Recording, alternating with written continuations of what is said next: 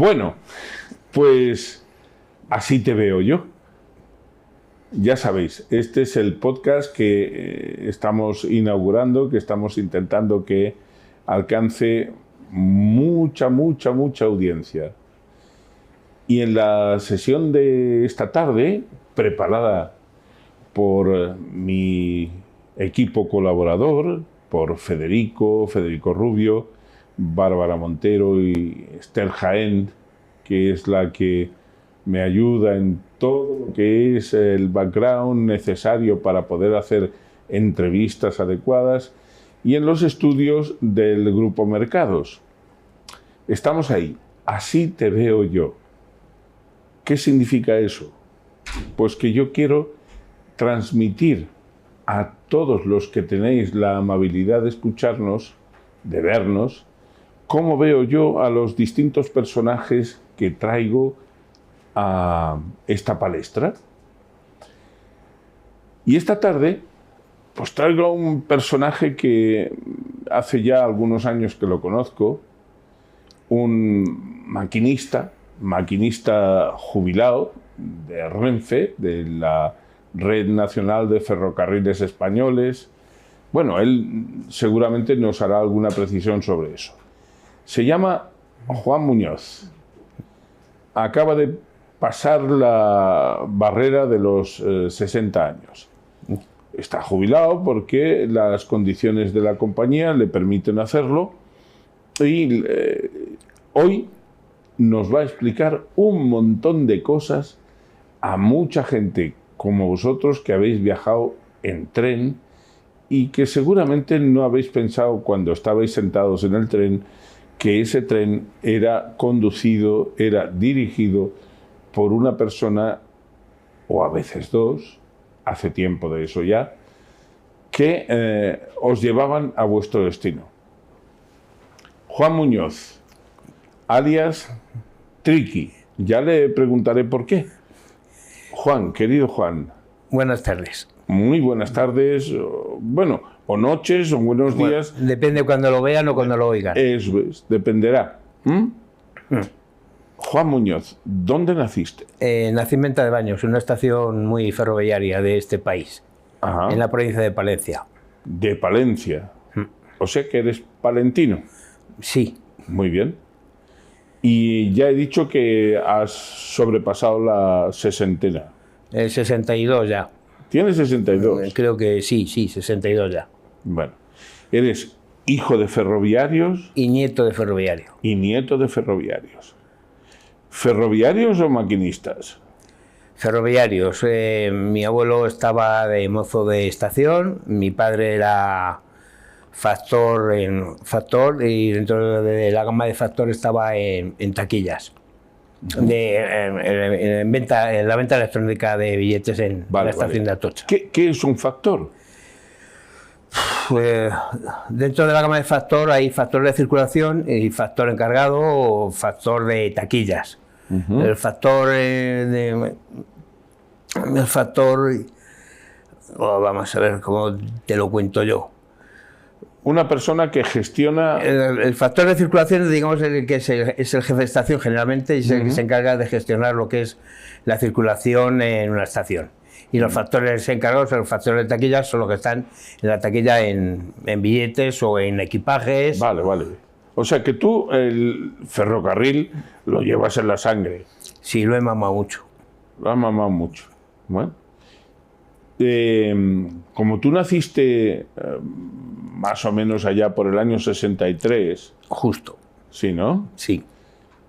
En el año 68, yo que soy algo más viejo, bueno, tengo algo más de edad que tú, en el año 68, 69, un grupo holandés, Shocking Blues, sacó una canción que decía "No te cases nunca con un ferroviario". Sí, la conozco muy bien. ¿La conoces bien? Sí. Y tenían razón, porque esa canción decía que en realidad el ferroviario está enamorado de su tren. En cierto modo sí, unos más que otros. Sí. ¿Y tú? Yo puedo pertenecer a ese grupo. ¿Tú de cuántas locomotoras te has enamorado? No sé. Bueno, de muchas. De muchas. De muchas, de unas cuantas. Me refiero a locomotoras de metal, ¿eh? Sí, sí, por supuesto. Las otras no las vamos a contar. Hoy no. Hoy no. De metal, pues quizás fuera de las primeras la japonesa o la Mitsubishi, que la conocemos en el mundo ferroviario como la japonesa, que era de la serie 269. Aunque anterior a esa estaban primero las 279 y las 289, que eran de la misma gama pero más antiguas. O sea, la locomotora es la máquina que tira de todos los vagones. De todos los vagones. Eso es. Vagones generalmente para mercancías y los coches para viajeros, aunque generalmente la gente suele denominarlos a todos como vagones. Claro. Entonces, los coches para viajeros, vagones para mercancías. Bueno, vamos aprendiendo un poquito de terminología ferroviaria. Bien, ¿Eh? sí, bien. Vale, ¿y cuál es la primera incursión que tú haces en el mundo del ferrocarril? ¿Cómo empiezas? ¿Desde dónde arrancas?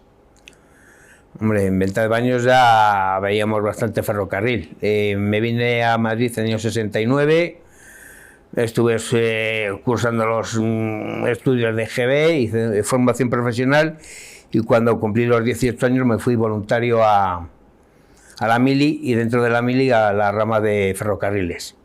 Ajá. Con la intención ya de meterme ya en la Renfe y después de aprobar una serie de exámenes y demás.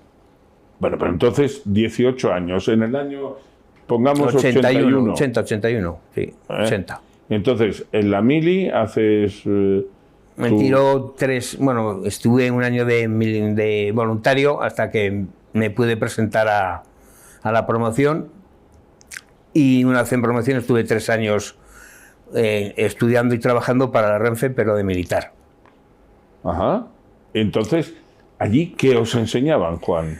Pues allí nos enseñaban, empezamos de cultura básica, de lo que era el ferrocarril, y una vez había diferentes cursillos. Lo que es lo básico, luego aprendía, hacías el primer periodo, luego el segundo periodo, y en el tercer periodo ya salías como maquinista. Y van pasando los años. El primer año estabas de ayudante, ibas intercalando lo que es el trabajo con los estudios con el trabajo. Una vez que habías aprobado el cursillo de ayudante, sí, salías a la línea como ayudante. ¿Y en el 84? En el 84 ya estaba yo de maquinista. ¿Y dónde empezaste? Estaba de maquinista, estaba en la maniobra, en Príncipe Pío. O sea, lo que es para los madrileños que nos puedan estar escuchando... La Estación del Norte. La antigua Estación del Norte. Sí. Era así la Estación del Norte porque era... En la Renfe, antes de ser la Renfe, la Estación del Norte era la que se ocupaba, digamos, del norte de España. Entonces, la estación principal estaba en Príncipe Pío y digamos que era Madrid-Irún. Luego con las ramificaciones que había por el medio. Eso es. Y entonces allí eras... Estaba de maquinista con el motor, con un Sulzer 6L22 y estuve de maquinista de maniobras en la estación de Príncipe Pío, en Imperial y en Peñuelas. ¿Qué significa de maniobras? ¿Que solo arrastrabas trenes? Solo arrastraba trenes por la estación. Me dedicaba a formar los expresos, a colocarles el autoexpreso, a colocarles los coches correo, a cambiar las camas, a formar trenes. Formar trenes. Es decir, que no salías al exterior. ¿Y cuándo empiezas a salir al exterior? Se sale al exterior después de que estás... Antes, bueno, es que estamos tirando para atrás. Se sale al exterior cuando estás de ayudante, ya has aprobado y entonces te ponen con un maquinista y te meten en el turno y trabajas con un maquinista de prácticas con él, a trabajar, te meten en una clave y empiezas a trabajar o a hacer expresos o mercancías o talgos. ¿Qué hacías tú? ¿Expresos, mercancías? Yo hacía de todo. Por aquel entonces todos hacíamos de todo. Hacíamos expresos, hacíamos mercancías y hacíamos talgos. ¿Ya teníais sindicatos y todo? No, el sindicato vino bastante más tarde. Es decir, que entonces trabajabais un poco defendiendo vuestros derechos personalmente cada uno? ¿Cómo se cuando estaba de militar eras un mandado. Sí. No había muchas vueltas de... No había mucho que protestar. Pero ya en Príncipe Pío... No, en Príncipe Pío estaba de militar. ¿Todavía? Sí. Bueno, hiciste una mili un poco larga, ¿no? No, pero no estuve en Príncipe Pío el último periodo que estaba de maquinista. Mientras que estuve de ayudante, estaba en Príncipe Pío, estaba en Fuencarral, estaba en Chamartín. Ay, Chamartín. Yo conocí Chamartín en el año 70, era una estación pequeñita, y mira ahora cómo está, ¿eh? Está de patas arriba, no hay quien la conozca. Sí, no hay quien la conozca. No hay quien la conozca. Bueno, y entonces, Juan, tú sales ya al exterior, empiezas a correr con tu tren. Bueno, cuando salgo de ayudante, Sí. En el periodo de militar, es que Sí. sales de ayudante y cuando terminas el periodo de ayudante vuelves otra vez al cuartel a hacer el cursillo de maquinista. Una vez que ya tienes el cursillo de maquinista es cuando después estuve en la estación de Príncipe Pío de maniobras. Vale. Y ya sales al exterior. ¿Cómo sales? Sales como ayudante autorizado. Entonces vas a hacer las funciones de ayudante. Vas con un maquinista y haces de ayudante. Sí. Vas con un maquinista, que es tu mentor, es tu mentor, jefe. Tu compañero, tu jefe, tu amigo. Eso es. En fin. Y te va enseñando cosas. ¿Y qué rutas hacíais en ese momento? En aquel momento, digamos, solo se hacía Madrid-Venta de Baños. ¿Madrid? O sea, Madrid, Venta de Baños, nada más. ¿Volvías a tu pueblo? Volví a mi pueblo, dormía allí y me volví al día siguiente. ¿Cuánto se tardaba en un recorrido Madrid-Venta de Baños? Un mercante, lo suyo eran 8 horas, que era más lo que estaba grafiado. 8 horas aproximadamente. 8 horas. Hombre, 8 horas. De esas 8 horas, dos eran de preparación y toma de vehículo y presentarte lo que es a cabeza de tren y hacer freno, y las otras 6 horas aproximadamente pues de ruta. ¿Qué es hacer freno, Juan? Vale, hacer freno. Ibas con la locomotora y el tren estaba formado, pero había que hacer freno.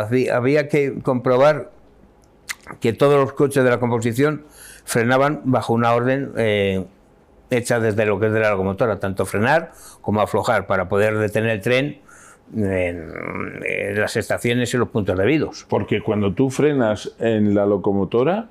Freno la locomotora y freno todos los vagones del tren, de la composición. Ajá. Tengo freno en todos los vagones. Ajá. Y entonces... Había que hacer freno, en un principio había que hacer freno que era por vacío, que era un poco más engorroso, y luego también, dependiendo del tipo de trenes, eran frenados por aire comprimido, que eran bastante más cómodos. Ese tren, Juan, ¿con qué energía se impulsaba ese tren? Bien, la red de ferrocarril de la Renfe, por la que entonces se trabajaba con corriente continua de 3.000 voltios, en continua. Sí. Que era lo que se movía. Bueno, por aquel entonces todavía quedaba algo de 1.500 en Bilbao, y en Irún quedaba algo de 1.500. Sí. Pero el resto donde estaba electrificada se movía con 3.000 voltios. Perdona que yo soy un profano. En aquel momento se hablaba de catenarias. Sí, la catenaria es el sistema por el cual la locomotora toma la corriente para poder andar, a través del pantógrafo. La catenaria es el hilo por el cual discurre la corriente, y a través del pantógrafo pasa la locomotora, y a través de una serie de reguladores pues controlas cuánta corriente metes a los motores para poder arrancar o acelerar o ir más deprisa. Juan, se decía en aquel tiempo, vas más atrasado que la Renfe. ¿Eran muy frecuentes los retrasos?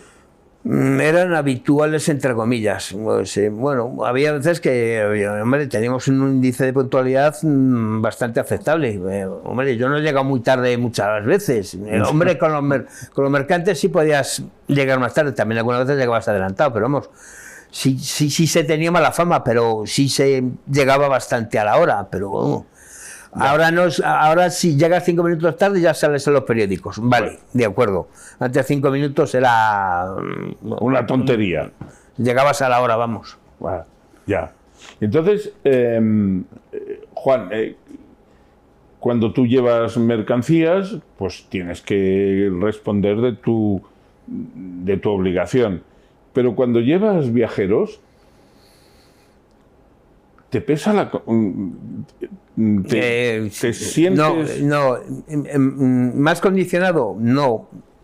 No relativamente. Hombre, tú eres el responsable de tu tren y el primero que va en el tren eres tú. O sea que... Que si pasa algo... Si pasa algo... Así, entre comillas, había tres posibilidades. Cárcel, cementerio y hospital. Y había que intentar no aparecer por ninguna de las tres. No es que fuera un trabajo peligroso, pero sí que había muchos pasos a nivel, todavía quedan, y sí que te dabas más de un susto en algún paso a nivel. ¿Por qué? Cuéntanos. Porque la gente no respeta los pasos a nivel. Ajá. Los que hay con barreras, sí.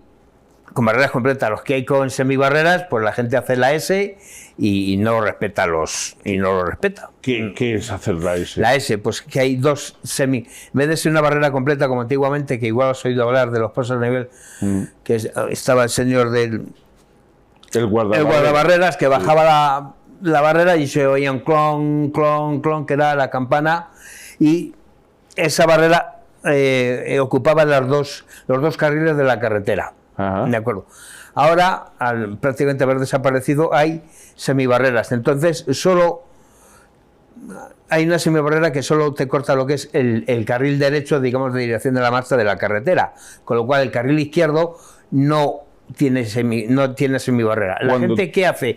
Cuando llega ahí y opina o piensa que el tren está lejos, pues en vez de quedarse en su carril derecho, se pasan al izquierdo y pasan la barrera y hacen la S y se escaquean de la barrera. Y cuando tú tenías un paso a nivel cerca, había que pitar 500 metros antes del paso a nivel y luego al paso por él. Había que pitar, hacer el sonido de atención. Bueno, pero pitar con la locomotora, que se oía mucho, pero luego, bueno, había que estar allí. Pero pitar cuando estás en el paso a nivel... Bueno, no, pitaba desde mucho antes, mucho antes. Desde 500 metros. Por lo menos. Juan, ¿qué capacidad de frenada tiene un tren? ¿500 metros? No, los trenes en menos de 1200 metros es difícil parar. También depende un poco de la velocidad y de lo que es del tren. Pero un tren tipo 100, tipo 140, necesita 1400, 1500 metros para frenar. Ajá. Desde 140 a 0, 1,5 kilómetros, 1,2 kilómetros. Pero Juan, ¿cuál era la velocidad que llevabais hace 40 años? Hace 40 años la velocidad máxima era en tipo 140. 140. 140. Y luego a mediados de los 80 se elevó hasta 160 kilómetros por hora. Y luego ya en el año 92, cuando vino el AVE a Sevilla, se iba ya a 300. Pero hemos estado durante mucho tiempo circulando a 160 kilómetros por hora de velocidad máxima.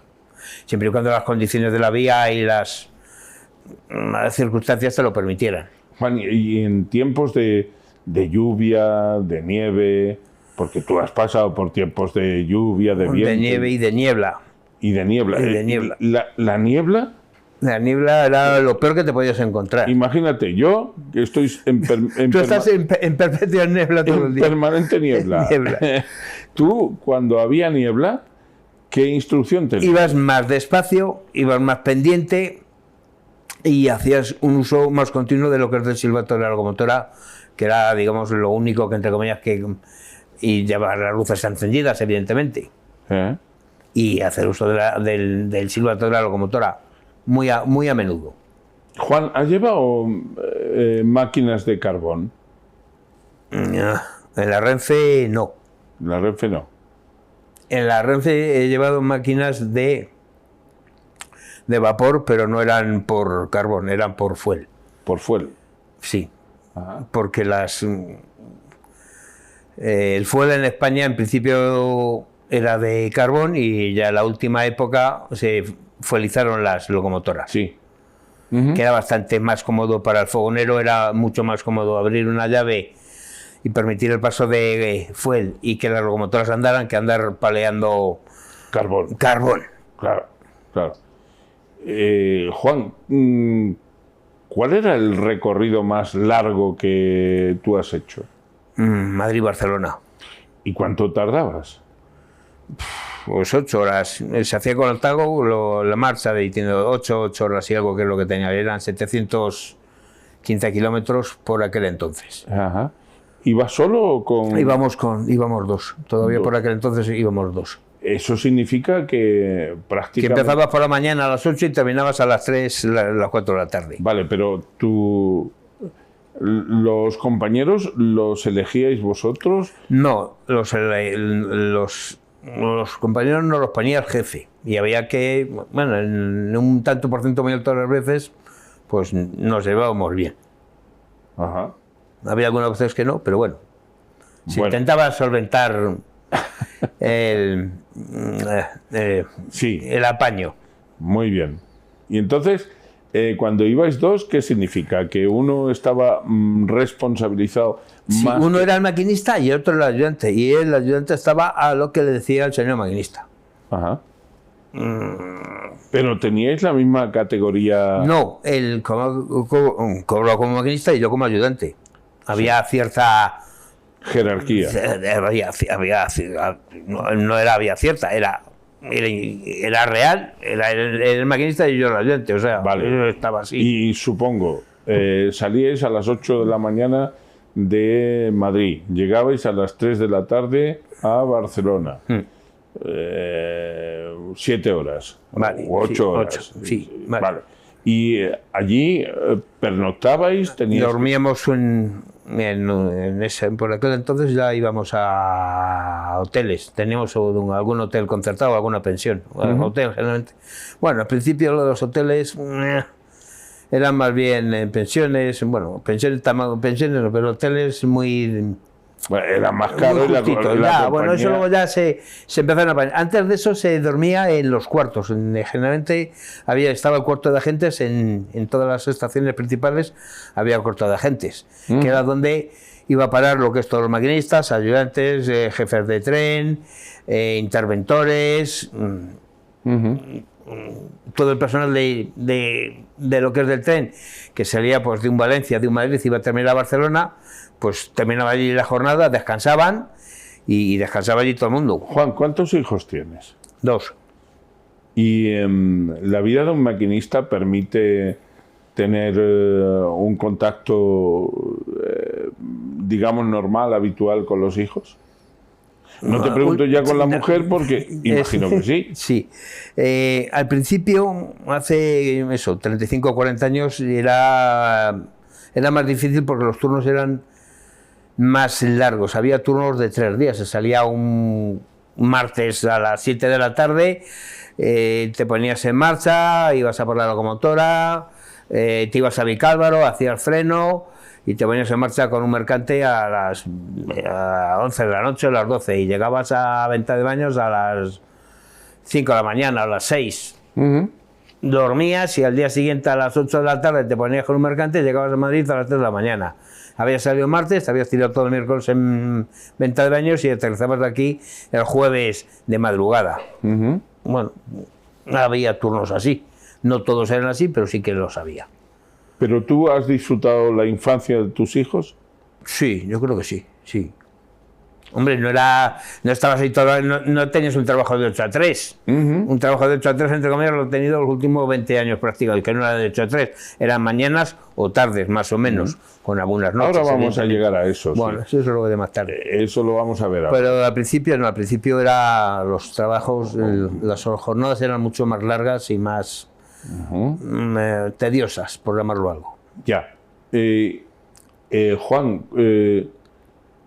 yo sé que este tema es un poco escabroso, porque a los maquinistas os cuesta hablar de eso y además es pájaro de mal agüero, pero lo tengo que tocar. No hay morbo en lo que yo te voy a preguntar, pero sí que es verdad que hay suicidas que escogen el tren. Hay muchos suicidas que cogen el tren, porque suele ser bastante seguro. Y otra cosa es que no sé, bueno, más o menos hay 60 suicidas al año, o sea, cae uno por semana prácticamente. En todo lo que es la línea de lo que es de la Renfe, prácticamente, si no es más para acá, más para allá. En la línea de la costa en verano suelen ser complicados los días. Finales de curso también, por problemas con notas. Y ahí ha habido algunos que se han dado algún susto porque, bueno, los críos no lo han llevado bien y han tomado la tangente. Juan, cuando tú ves, si es que se ve, Sí se ve. Sí se ve. Hombre, a las 3 de la mañana no, pero si es de día, sí se ve. Sí se ve y dependiendo de la distancia, ya sabes que mala pinta tiene. Pero tú sabes que si el suicida se tira cerca del tren, tú no tienes capacidad de reacción. Sí tengo capacidad de reacción, lo que no tengo es capacidad y distancia de frenado para poder detener el tren. Hombre, dependiendo de la velocidad, pero aún así, vas a 100 kilómetros por hora, hay un suicida a 400 metros y lo tiene muy mal para salir de este mundo. Te lo tiene fácil. Te lo llevas por delante. Te lo llevas por delante. Porque si frenas puedes provocar... No, frenando, no, o sea, vamos a ver, por frenar de urgencia o de emergencia, el tren no va a descarrilar, ni se va a salir, ni va a tener ningún problema, o sea, ya está preparado para que no vas a descarrilar por hacer una frenada de emergencia porque se te ha tirado un individuo que quiere dejar este mundo, o sea, no... tienes urgencia, tocas el pito, pones todos los medios a tu alcance para frenar lo antes posible, pero ya sabes que te lo vas a llevar. Ya está. ¿Y qué se siente en ese momento, Juan? Un golpe que le vas a dar y, bueno, golpe del ruido y ya, pues ya sabes que tienes un lío bastante hermoso por delante durante las 2 o 3 horas siguientes, como poco. Tienes que parar el tren. Paras el tren, lo comunicas al puesto de mando, viene la Guardia Civil, tiene que venir el juez a levantar el cadáver, te toman declaración, un lío. ¿Pero qué declaración te pueden tomar? Pues nada, ¿Usted qué ha pasado? Pues que a un individuo a 300 metros del tren le he visto que se acercaba, ha hecho uso del silbato de la locomotora, ha hecho caso omiso, se ha plantado en lo que es en el centro o encima de un carril. Yo, evidentemente, antes he puesto todos los medios a mi alcance para frenar, tiro de urgencia, tiro de del inversor, sí. del freno directo y me lo llevo puesto. Juan, se lleva mal, supongo, eso de tener que afrontar un suicida o... Sí, lo llevas mal, ¿te acuerdas? ¿Te acuerdas? ¿Te acuerdas? ¿Ves a la persona cuando la vas a atropellar? ¿O solo, sí. Solo ves el bulto? No, se la puede llegar a ver. ¿Le ves la cara? A todos no, pero algunos sí. Algunos sí. Pues tiene que ser terrible eso, ¿no? Es complicado. Es complicado. Bueno, Juan, vamos a abandonar este tema que es, como digo, escabroso, pero que hay que tocarlo. Porque bueno, está ahí. Ya ahí. sabes que ojalá tienes suerte y no te llevas en nuevo, pero vamos, es difícil escaparse después de 40 años y no haber tenido alguna movida. Juan, ahora los trenes son muy seguros, ¿no? Siempre lo han sido. Bueno, hombre, ¿ha habido accidentes de tren en España? Sí. Lo que pasa es que, bueno, hay algunos que son complicados y no es por una situación solo, ahí siempre hay una serie de cosas que no es por una cosa solo, tiene que fallar un par de 3 o 4 o 5 cosas para que la cosa esté complicada. ¿Qué falló en Angrois, por ejemplo? ¿Qué falló en Galicia? No, está en tema judicial. Ahí cada uno... No, yo no te quiero comprometer. No te quiero comprometer. ¿Qué falló? Pues fallaron varias cosas. Una llamada inadecuada en un momento dado, no sé. El maquinista dijo, está grabado, la he jodido o algo así. Sí, algo he visto, pero bueno, es suyo, es es muy personal. A ese respecto yo digo, bueno, no me quiero meter en esa entiendo. Historia. Te entiendo. Afortunadamente los accidentes de son un poco, lo que pasa es que hay veces que son sonados. Eso también es verdad. Bueno, porque lleva mucha gente. Esa es la historia. Y claro, es como cuando se cae un avión. Sí. Hay muchos menos muertos en líneas aéreas que en coche, pero suenan más. Y en tren pues pasa igual, ¿no? Sí. Los aviones, bueno, salvo algunos casos que he tenido suerte, ese que aterrizaba en el río Hudson, que luego se hizo una película muy buena, por cierto. Sí, sí. Pues felicidades, ojalá fueran todos como ese, pero bueno. Juan, y pasamos a la alta velocidad. Vamos a dar el salto ya. Tú en el año 92... Estaba haciendo mercancías y expresos y tangos. Claro, que tenías 29 años o así tendrías, ¿no?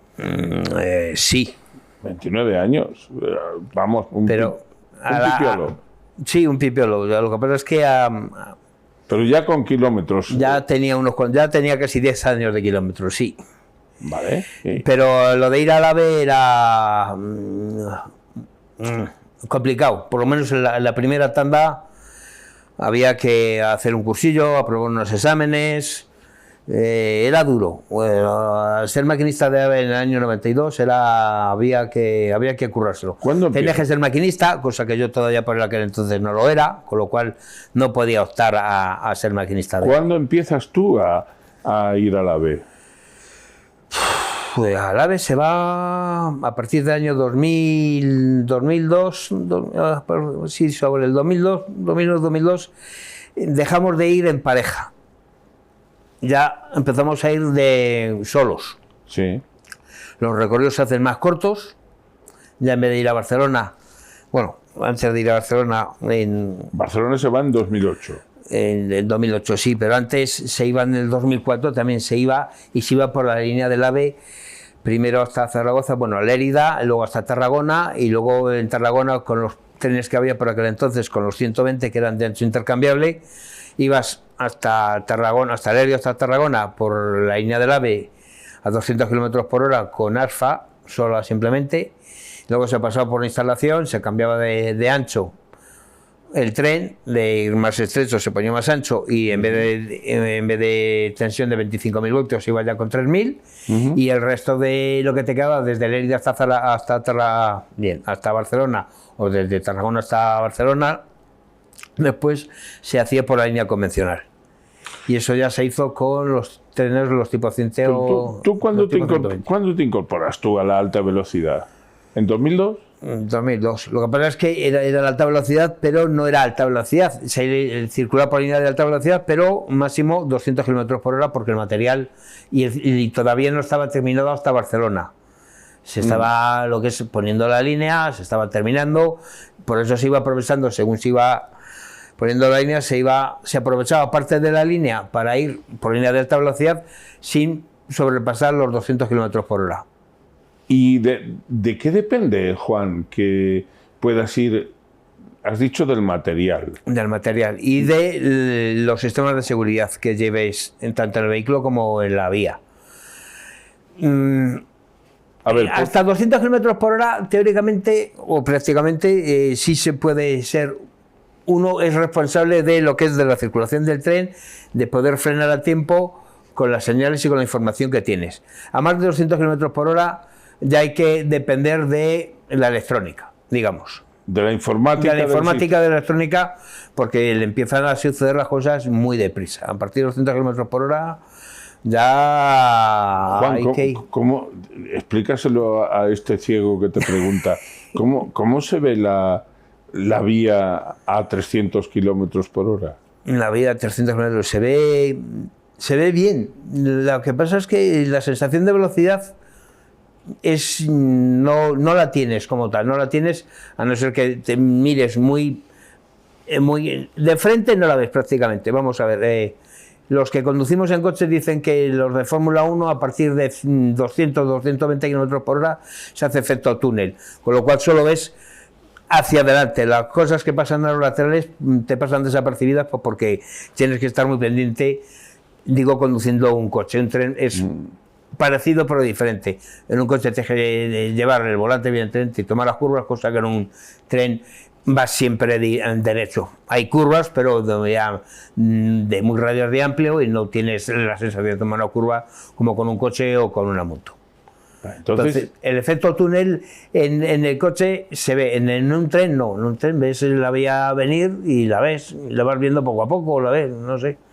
Es que estoy acostumbrado, pero reconozco que el primero que se va o que puede tener una vista frontal de una locomotora o de una vía a 300 km por hora, reconozco que le impacta. Juan, ¿algún día llegará que los trenes estén tan informatizados, tan automatizados, que no necesiten maquinista? Sí. O sea, que yo... Depende de qué trenes. Y bueno, depende de qué trenes. Sí. En las líneas del metro en París, y aquí lo van a poner la línea 6, que va a ir el material automático sin maquinista. O sea, que yo podría ser maquinista. Sí, lo que pasa es que tú ibas a ser maquinista sentado como todos en un sillón, y si se para el tren entonces vas a ver que si no iría solo. O sea, lo que tú quieres decir es que yo puedo ser maquinista, pero que los viajeros, si supieran que lo soy, no querrían subir. Hombre, si ya vas tú solo, mejor, hombre, si vas con alguien que vea la mitad que tú, bueno, uy, ya sería un punto. Si ve la mitad que yo, la mitad de cero, ya no sé calcularlo, pero bueno. La mitad, sí, la mitad, no, uno, o sea, tú ves cero, o sea, perdón, más que el doble que tú, o sea, no doble de ciego, la mitad más uno, el doble con ciego. Un ojo, solo con un ojo, tienes dos, no te sirve, con que veas con uno, ya te valdría valer. A ver, sí, vamos, si yo viera con un ojo... Ya serías el capitán de... Se dice eso, que... ¿Cómo es eso? En el país de los ciegos, el tuerto es el rey, sí. Eso es. Sí, ahí sí, ahí chistes con mala leche. Luego te cuento uno. No, la mala leche depende de cómo se tome, sí. Y volviendo entonces a la alta velocidad, Juan, cuando tú has llevado trenes, tú me has llevado incluso a mí de Madrid a Barcelona en algún viaje. Y de Barcelona a Madrid. Y de Barcelona a Madrid. Cuando uno lleva un artefacto que pesa no sé cuánto... 450 toneladas, más o menos. Cuando llevas 450 toneladas a 300 kilómetros por hora, que ya no sé ni calcular cuál sería el impacto previsible de una mole así a esa velocidad, cuando llevas eso, el contacto del maquinista con los pasajeros es nulo, ¿no? Puedes verlos a la entrada de cuando tomas el servicio o luego cuando has terminado y llegas a la estación de destino. Claro, mientras que vas conduciendo, no vale irse atrás. Puedes levantarte si ahí estás, tienes con parada en Zaragoza y te paras, o en Lérida, y si te gira el servicio vas y vuelves enseguida, no tienes mucho tiempo. Vale, Juan, ¿qué es eso del hombre muerto? El hombre muerto es un sistema de seguridad que llevan todos los ferrocarriles de este país y de este mundo, en el cual se impide que el maquinista en un momento dado de que sufra una parada cardíaca o un desmayo o un desvanecimiento, pues que el tren se pare automáticamente, como mucho a los 30 segundos. Vale, ¿y en qué consiste? Es decir, ¿cómo se previene que el sistema detecte que al maquinista le ha pasado algo? Tú tienes que llevar las manos en el... Puedes llevar llevas varios sitios donde poder accionar el hombre muerto. Generalmente se lleva los pies porque es más cómodo, porque las manos las utilizas para otro tipo de regulaciones de cabinas, las luces, el silbato, el freno. Entonces generalmente el hombre muerto se lleva con los pies. Ajá. Y tienes que llevarlo apretado. Tienes un pedal y lo llevas apretado con un pie, o con los dos, con uno. Y ahora, a los 25 segundos, se enciende una lucecita que dura 2 segundos. Y si no reaccionas, que levantas el pie y vuelves a apretar, pues suena un timbre, una campana, una chicharra, que tienes que, la que te digo, o sea, levantar el pie. Si no obedeces a la luz y no obedeces a la chicharra, el tren automáticamente se empieza a frenar. Vale, ya. Y, Juan, ¿tú conoces casos en que se haya dado esa circunstancia?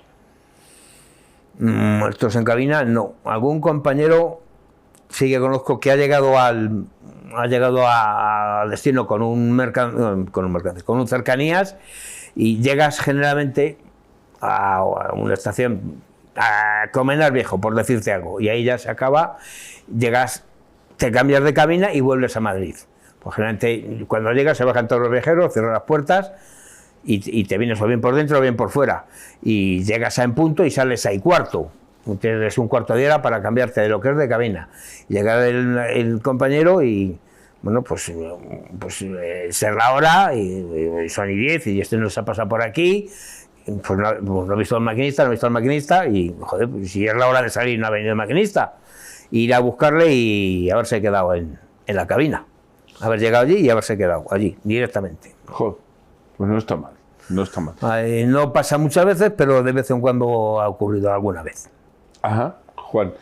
¿Tiene la misma categoría un maquinista de cercanías que un maquinista de media o larga distancia? Sí, son todos maquinistas. ¿Todos maquinistas? Sí. ¿Y por qué estás en cercanías y por qué estás en larga distancia? Porque yo es que lo de arrancapar en todas las estaciones no va conmigo. Me gusta, igual porque me gusta correr, o no. Arranca, llegas a Atocha, paras, arrancas, te vas a Recoletos, paras, das puertas, se sube el viajero, cierra, te vuelves a arrancar, nuevos ministerios, paras, das puertas, se bajan los viajeros, Chamartín. Y, Juan, yo me canso. Fíjate, he ido solo desde Atocha hasta Chamartín, que he hecho hace tiempo se hacían algunos trenes con locomotora y coches, y se iba parando en todos los charcos desde Ávila hasta Venta de Baños o hasta Palencia, que también hizo algún regional de esos que paraban todos los charcos. Pero bueno, Juan, era muy de vez en cuando. Juan, vamos acabando. ¿Hay mucho compañerismo entre la gente? Sí, por supuesto que hay mucho compañerismo. ¿Sí? Nos conocemos todos, y con algunos pues hemos llevado, pues ya se ingresa con ellos a la mili, pues ha habido con algunos compañeros que has tirado 40 años con ellos. Y les conoces, has ido a su boda, a los bautizos de los críos, a las comuniones, a la boda de los críos otra vez. O sea, hay que un compañeros con los cuales pues te has tirado pues toda la vida con ellos. Algunos los conocías antes que de conocer a tu novio o a tu mujer. O sea, y nos seguimos hablando, nos vemos, y bueno, y no perdemos el contacto. Porque con unos más que con otros, evidentemente. Creo que tienes una comida próximamente, me parece a mí, ¿eh? Sí, algo te han contado. Pues sí, el día 4, por ahí, en mayo, a primeros de mayo, sí, tenemos una comida de gente de la Renfe, tanto en servicio como jubilados, y la última vez que nos hemos juntado 150. No, bueno, solo en Madrid, pero bueno, ahí nos vemos mucha gente, tanto de estaciones como interventores, maquinistas, gente de toda índole, digamos, ferroviaria. Juan, ¿qué mandos lleva una locomotora? ¿Se dice locomotora también de alta velocidad? Sí, mandos. ¿Qué mandos llevas? Tú, cuando vas en la máquina, ¿qué mandos llevas? Pues principalmente llevas lo que es el regulador, el inversor y el freno. ¿Qué hace el regulador? El regulador es el regulador es un potenciómetro. Un potenciómetro como el de una mini pimer. Lo que pasa es que en vez de dar vueltas para hacer la mayonesa, das más o menos potencia para que anden los motores y que vaya más o menos deprisa el tren. El inversor es para que vaya para adelante o para atrás, y el mando de freno para poder detener el tren. O sea, que el regulador es lo que te da velocidad o te la quita. Eso es. Ajá. Que algunas veces en un regulador tienes hacia adelante, aceleras, digamos, y hacia atrás frenas. Aparte también luego puedes tener otra palanca, otra maneta para regular el freno neumático. Y con el regulador lo que tienes es freno eléctrico del tren. Juan, ¿se le coge cariño a alguna locomotora en particular? Eso que uno puede decir, pues esta es mi novia, esta la quiero más, o da igual. No, se las puedes tener más apego por ellas porque a la hora de conducirlas o de lo engorrosos que sean o difíciles de conducir, digamos. Hombre, ahora las eléctricas generalmente se suelen llevar bastante bien. Antiguamente las locomotoras se asignaban a una pareja. Venía una locomotora nueva, se le asignaba una pareja. La 14, pues la 21-14, se le asignaba esa máquina a esa pareja y era su locomotora. Y donde iba la locomotora, iba la pareja. Entonces era su locomotora. Siempre hacían el mismo servicio con la misma locomotora, sabían dónde tocarla, dónde no tocarla, o si había que hacerla, cambiar lo que los zapatas, o era tu locomotora y tú sabías lo que tenías, los fallos y las carencias que las tenías, que luego se los comunicabas al taller y muchas veces estabas tú también con ellos para que hicieran lo que tú creías que tenías, que estaba mal. Pero ahora ya nada, ahora ya no. Puedes acordarte de alguna locomotora si has tenido alguna incidencia o has tenido alguna incidencia con la locomotora, o te has quedado tirado, o te ha dado se ha roto y te has quedado tirado y has llegado 2 horas tarde. Juan, entonces te acuerdas. Para concluir, ¿qué nos dirías a la gente que amamos el ferrocarril? Yo viajo mucho en ferrocarril. Cada semana me hago por lo menos 1.200 kilómetros entre Madrid y Barcelona, a veces Zaragoza, Sevilla. ¿Qué nos dirías a la gente que amamos el ferrocarril? ¿Es el ferrocarril un medio de transporte competitivo, a tu juicio? Sí. ¿Sí? Y seguro, después del avión creo que es lo más seguro que hay. ¿Y qué nos dirías o qué les dirías a los que amamos el ferrocarril, no solamente como usuarios, sino también a tus compañeros, que ten en cuenta que va a haber gente compañeros tuyos que te vean? ¿Qué nos dirías? Te lo digo, no lo sé. Suerte y al toro, y aquí estamos. Suerte y al toro. Porque un tren es como un toro. No, me refiero a que saber lidiar con el tren y con las circunstancias. Ya. De la vida y del tren. De la vida y del tren. Bueno. Hay que estar y saber estar. Y tener suerte, sí, vamos a llamarla suerte. Si tuvieras ahora 18 años, ¿volverías a...? De cabeza. O sea, no me lo pensaba ni un poquito. O sea, volvía. ¿Sí? Pero vamos, con todas las carencias, con todas las malas noches, las buenas noches, los buenos turnos, los malos turnos, o sea, volvía. No tengo ningún... Vamos, si me dicen, oye, que mañana hay que ir, vamos, me pongo el mono, la funda y echo a correr, cojo los guantes y ¿dónde hay que ir? ¿Y no tengo ningún problema. La comunicación desde dentro del tren, Juan, es interna con la tripulación? Sí, tenemos hay una comunicación que se puede, tanto para los viajeros y los viajeros o el bar. Hay se puede llamar, digamos, puedes dar una comunicación, lo que es a los viajeros, señores viajeros, por incidencias técnicas, vamos a estar aquí 15 minutos parados. Y lo dices por megafonía. Y luego hay algunos otros sitios en los que puedes decir solo, digamos, solo lo que es a los del bar. ¿Y con el exterior? Y con el exterior también tenemos otro teléfono que hablas, digamos, con el jefe de la línea, que es el que te está controlando. Juan, ¿te hacen pruebas de alcoholemia? Sí, muy habituales. Muy habituales, vamos, no sé. Tenía una colección de chupetas que te dan bastante hermosa. Raro en el año, cada 4 o 6 meses, raro en el año prácticamente que no se hacía. O sea, yo he pasado muchas pruebas de alcoholemia, muchas. Juan, por último ya. ¿Te sientes, a pesar de estar jubilado, maquinista? Sí, ferroviario lo es toda la vida. Lo eres toda la vida. Toda la vida. Te jubilas y sigues siendo ferroviario. Yo por lo menos. o maquinista. Soy ferroviario maquinista, me he jubilado y sigo estando ahí. ¿Cuál es la locomotora que más te ha gustado? Uf. Difícil. La que tú dirías, si vuelvo a ser maquinista me caso con ella. Difícil. No. Hombre, siempre alguna. Es que tiene su aquel. Las primeras locomotoras, cuando eran electromecánicas, no tienen nada que ver. Una locomotora de los años 80 que, digamos, son los con los que hemos empezado a conducir cuando entramos, al último, la serie 103 de AVE, que no tiene nada que ver.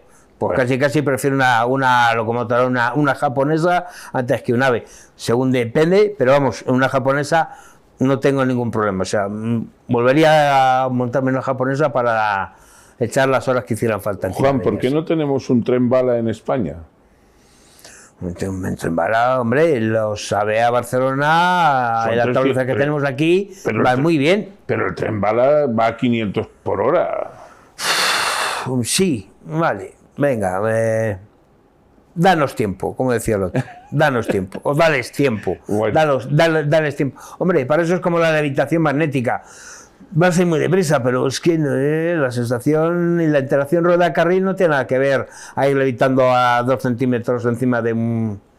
que vas volando, no vas tocando el suelo. No vas tocando el suelo, vas levitando. Bueno, pues yo entonces prefiero mi AVE de Madrid a Barcelona, que lo cogeré en un par de días. Y Juan, algún día te voy a invitar, pago yo tu billete, ¿eh?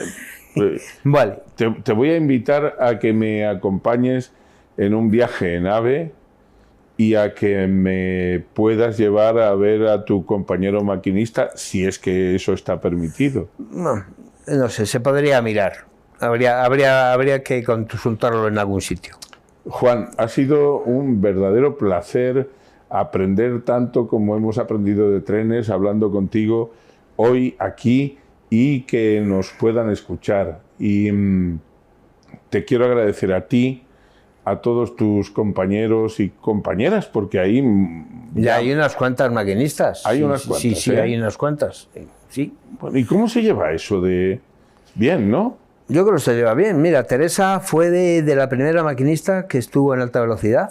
Se ha jubilado un par de años antes que yo, prácticamente, y... La conozco desde hace 10 años. Muy bien. Muy bien, se lo lleva muy bien. O sea, Teresa y su marido también era maquinista, o sea, que eran los dos. O sea, que, vamos, cuando estaban en casa también... a saber, igual